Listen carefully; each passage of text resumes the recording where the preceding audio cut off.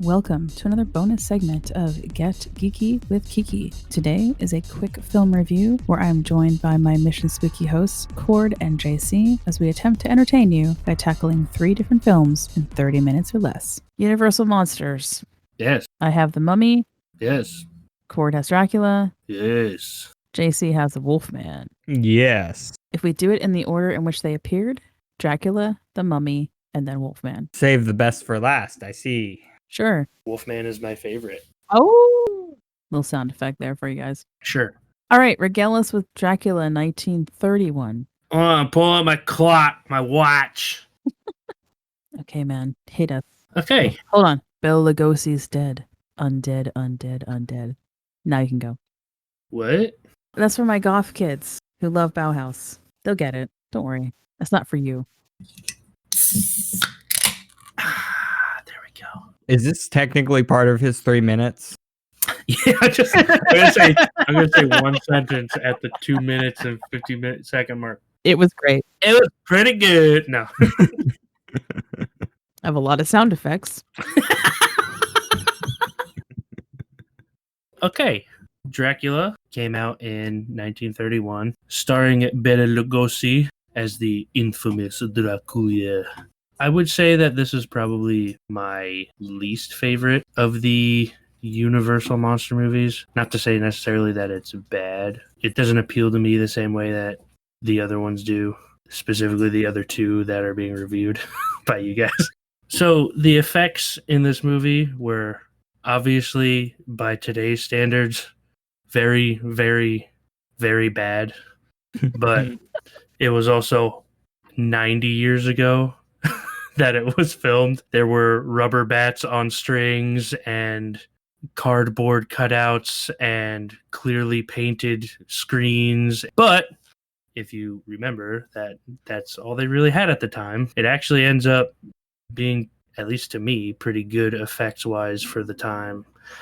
I don't really have any complaints about that. It is also a rather short film. You also have to remember, back in the day, they didn't make 4-hour-long epic movies. Most of them were a little bit over an hour, and that's about where this lands. Pacing is good. Acting is good all around. There are some strange things about the movie where this was filmed right after the Great Depression, so they had to do some cost cutting, like short notice, to keep essentially the film on track. Obviously, some effects were cut. The story was supposed to be more faithful to the book, but they had to change that as well. But considering that the entire country was plummeting into literally the Great Depression, this movie is pretty solid. The filming is all right. The effects are good for the time. The acting is... I always am impressed by acting of the era because it was just a different time. You had to make your movie with acting, not with CGI and special effects. So that's always going to be impressive to me. I would give this movie probably a solid C+. If you're not into older movies, you're probably going to hate this movie because it is extremely old. But I would say that it ages well if you can appreciate a movie for its lack of effects and just go for the story it's telling. I like it.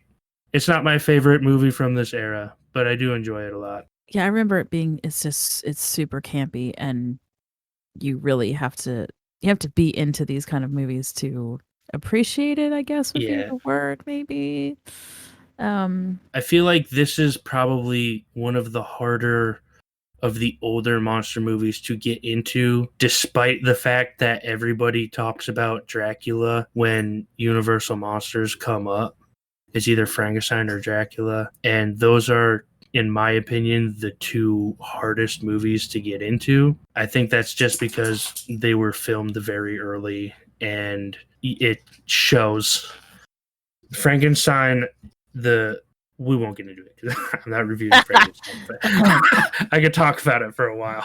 Oh, well, see, with Frankenstein, we could literally do just 3 movie reviews, and we each take a version of Frankenstein, because why not? Oh my! There's so many. I know. There's so many Frankenstein movies. There's so many Dracula movies, and I feel like the first ones are just the best ones, at least from the ones that I watched. The Mummy, 1932.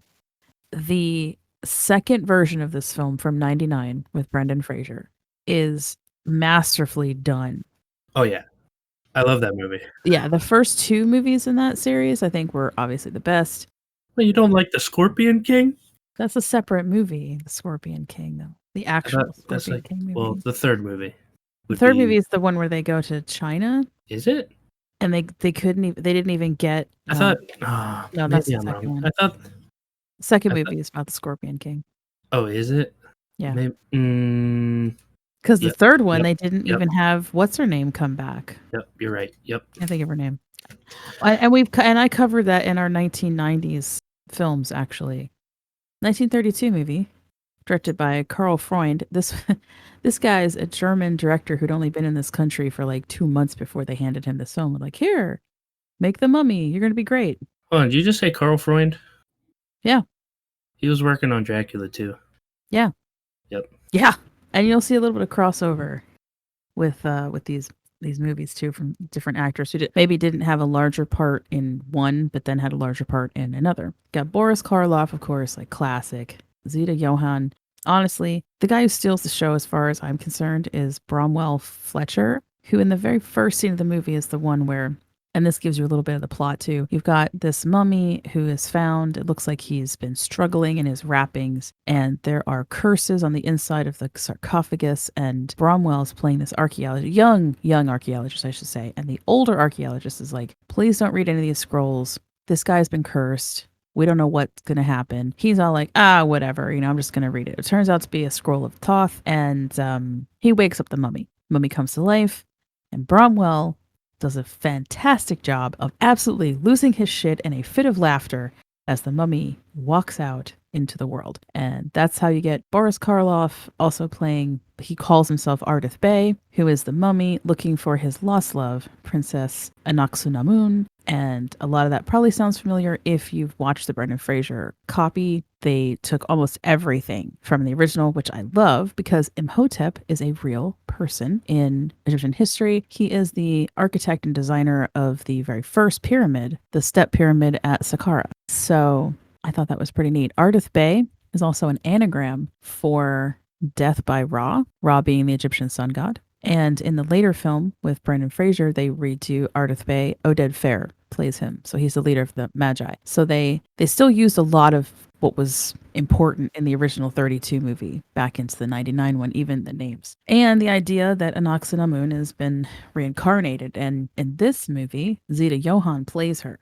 Now, what I thought was really interesting was that this is the only Universal monster that does not have a true backstory. It is taken directly from the concept of the cursed tomb that Howard Carter opened. And a lot of these things were filmed. Like there was a whole reincarnation of Ardith Bey / Imhotep, what he went through to try to find her every time she was reincarnated, but they always just missed each other. There's all these scenes where she's reincarnated in all these different places, like in Rome, and she's a Viking. None of that stuff got put into this film. It was all taken out. And Zita, being a spiritualist and believing in reincarnation, got really pissed about that because she liked this idea of the movie because she liked the idea of reincarnation. She thought it was real. And it was, so I'm like, hey, I'm with her. Also, she's an amazing actress in this. Karloff looks fantastic. I think I meant to re-look this up because I thought that the guy who did his makeup as the mummy did win an award for that. Pretty sure he did. But don't quote me because I'm going to go with it.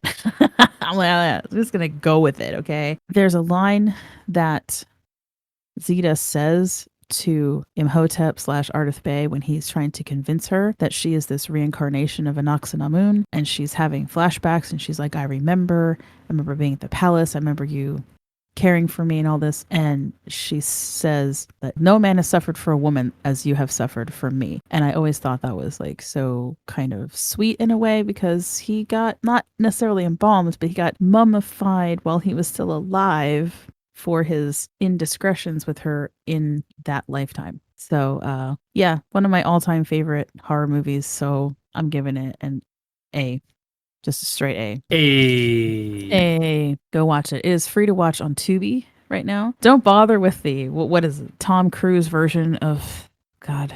I can't even. Excuse me? The Tom Cruise version of The Mummy. It's just It came out like what, 5 years ago? yeah, it's horrible. It was So a garbage. Oh. So fucking bad. Yeah, it upsets me because the trailer looked really cool. And then it came out and people were like, dude, this movie sucks.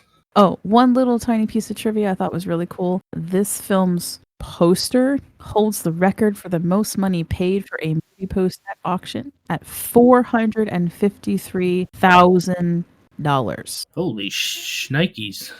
Yeah. Werewolf. Wolf me. The Wolfman has a 7.3 out of 10 on IMDb.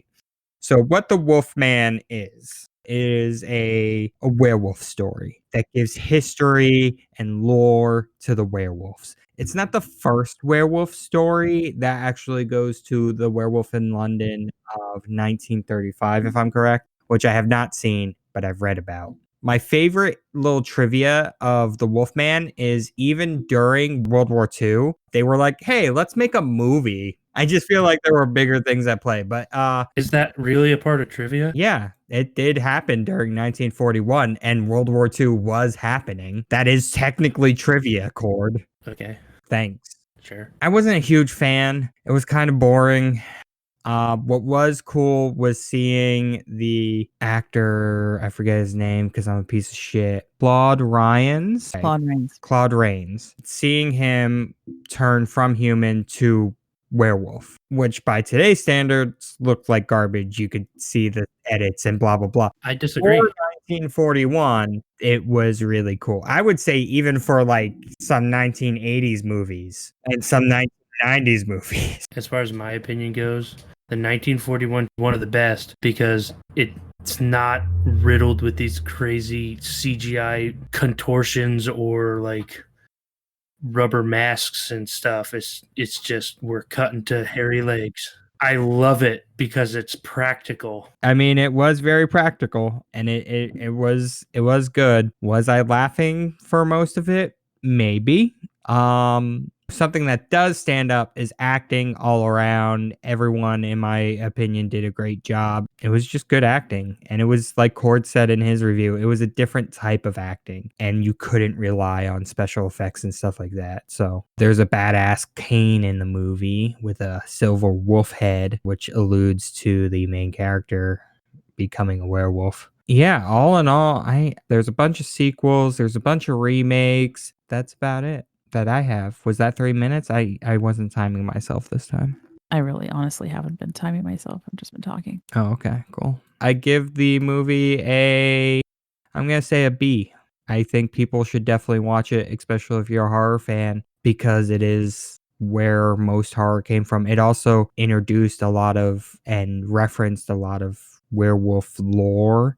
So that was cool. They obviously cared about the werewolf lore. Yeah, I definitely think people should watch it. I recommend it. I agree. So I guess we all ended on a go watch it, right? Yeah. All the Universal monster movies should be watched. If you're a horror fan, I'm not saying that's where you should start, but you should definitely get there eventually. Mm-hmm. It's like Yes. going back to your roots. Yeah. My other favorite is Creature from the Black Lagoon. I have yet to watch that one, but I do now have the ability to watch it. Some of the people who are older, like, old as fuck You. like myself, yeah, Mm-hmm. will probably remember sometimes on like your local channels, especially here in outside Philly and the Philly area, we had our public local channels around Halloween would usually air one of these Universal monster movies that was made into 3D. And then you got the Sunday paper for the week before it happened. And in the Sunday paper would be your 3D glasses. And then you would sit at home and watch Creature from the Black Lagoon, for example, with your little 3D glasses on that you got from the weekly paper. And that's a big part of my childhood. Little snippet there. I'd be interested to know if anybody else remembers that or got to do that. Of course, the 3D was absolutely shitty, but whatever, good times. And now I own a television that is 3D, and I can, it comes with really cool glasses that I can just watch 3D movies on. Anyway, so honestly, for this one, I don't really think that there's going to be spoilers. Because they're so old and they've been redone so many fucking times. There's not going to be a bonus spoiler part for Patreon this time. Oh, Kiki, I have a question. Yeah. Is gypsies a curse word? Well, they don't look upon it as a nice word to call people anymore. I don't think it's a curse word. I think it's like a derogatory Yeah, term. Derogatory term. That's what Yeah. I meant. Yeah, it's I because got they you. say it a lot in the Wolfman. Mind you, it's 1941, but like a lot. Yes. Yeah, don't really know what the correct term is. And that's coming from someone who does have that in my family a little bit. My grandmother, I'm not 100% sure either. we just went by Romani. So, yeah, I actually have no idea. Question for you, JC. In the Wolfman, they bring up Wolfsbane, right? They talk about Wolfsbane. Correct. Yeah. I think it's strange. I never really understood this, that Wolfsbane fends off both werewolves and vampires. Because they bring it up in Dracula too. Like, Wolfsbane is supposed to keep them away from you. Like, I don't really understand why, I guess. Well, because they're both creatures of the night. I mean, it's silver works on both of them as well. Vampires also can transform into wolves as well. True. They do talk about that in the movie, but Ooh, you know what? It's time for Kiki to do a Kiki's quirk, so maybe I'll just do a whole thing on the Legend of Wolfman. hey, you're welcome. Yeah, thanks. I'm gonna grow some of it too. I always thought it was interesting that it was just like, oh, if you want to ward off these horrifying creatures, just keep Wolfsbane on you. It's like, why does that? What about it makes everything not like it? I don't get that. I mean, I don't know the let's say chemical reason why. Well, yeah, but I would say it's like when you see something that's like good against one supernatural entity, it's usually good against most of them. I don't think Wolfsbane would have worked against the Mummy. True. No, in later versions of the Mummy, we had something called Tana leaves that brought all the mummies back to life, and I think that after a while, it just got really funny. If you binge watch like the entire Mummy series, it's like 10 Tana leaves. I'm like, oh fuck, here we go again. We need Tana leaves. Don't forget the Tana leaves. I need to burn the Tana leaves. Okay, all right, guys. I'm also not gonna lie. Watching this movie also just put me in a straight up mood to watch like the rest of them. Well, all right then. Watch all the things, read all the things, and good luck on your dice rolls. Especially in those horror campaigns. You don't want to lose against the Charm versus Dracula.